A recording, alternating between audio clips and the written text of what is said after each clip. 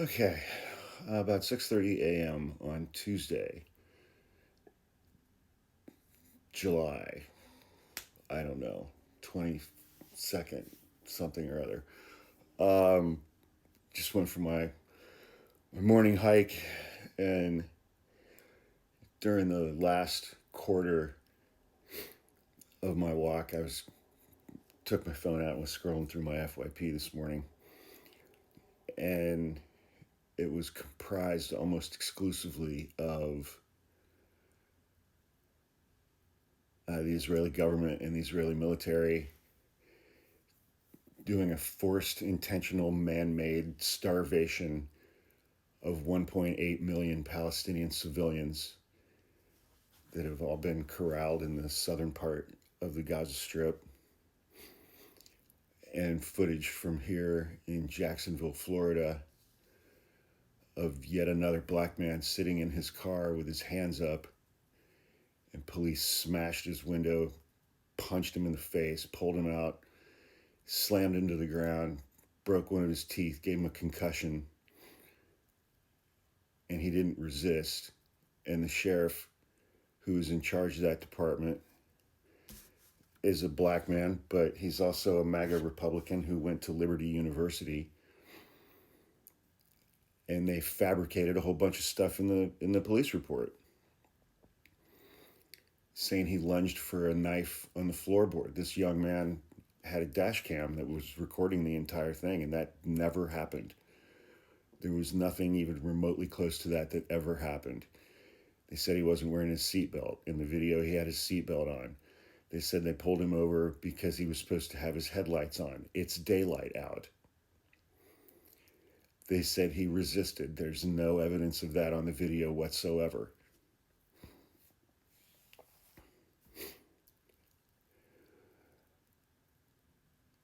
We're all just hanging out.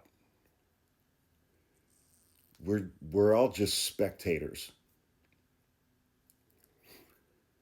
We're spectators to the fascism and authoritarianism that's taking over this country. We're spectators when we watch video like that young man in Jacksonville, Florida. And we're all just spectators as we are watching the Israeli government and the Israeli military intentionally create the circumstances that will result intentionally in the starvation deaths of 1.8 million Palestinian civilians. That's happening right now. And when those Palestinian civilians do try to cross certain areas to get to humanitarian aid stations where the food actually is, members of the Israeli military shoot them. People who are unarmed and who are starving to death. They shoot them. And it's now their official policy of the Israeli government that they are going to ethnically cleanse the Gaza Strip. And I saw a report yesterday that said 95% of the residential structures inside the Gaza Strip that held 2.2 million people 3 years ago, 95% of residential structures have been damaged or destroyed.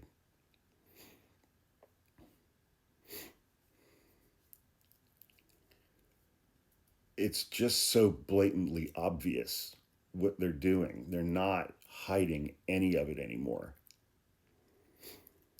They're not even trying to. They're like, no, yeah, that's what we're doing. That's what we're doing. Um,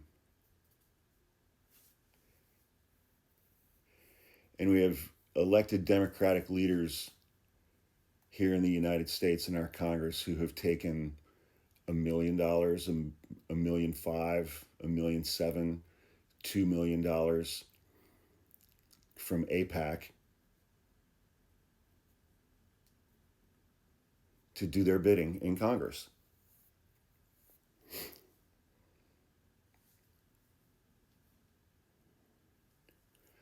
I mean, so we have Everybody keeps talking about the midterms coming up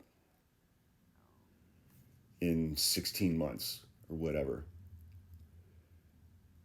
And our only hope to stop the openly fascist party is to elect members of the party that take millions of dollars from AIPAC and vote to continue sending Israel more weapons. Those are our two choices.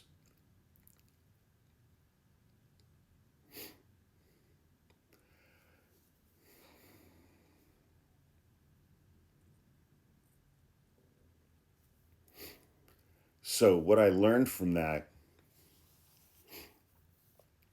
is to not look at my phone when I'm on my morning walk, because up until that point, I was really enjoying my morning walk. And after that point, I was not. So we won't do that again. But anyway,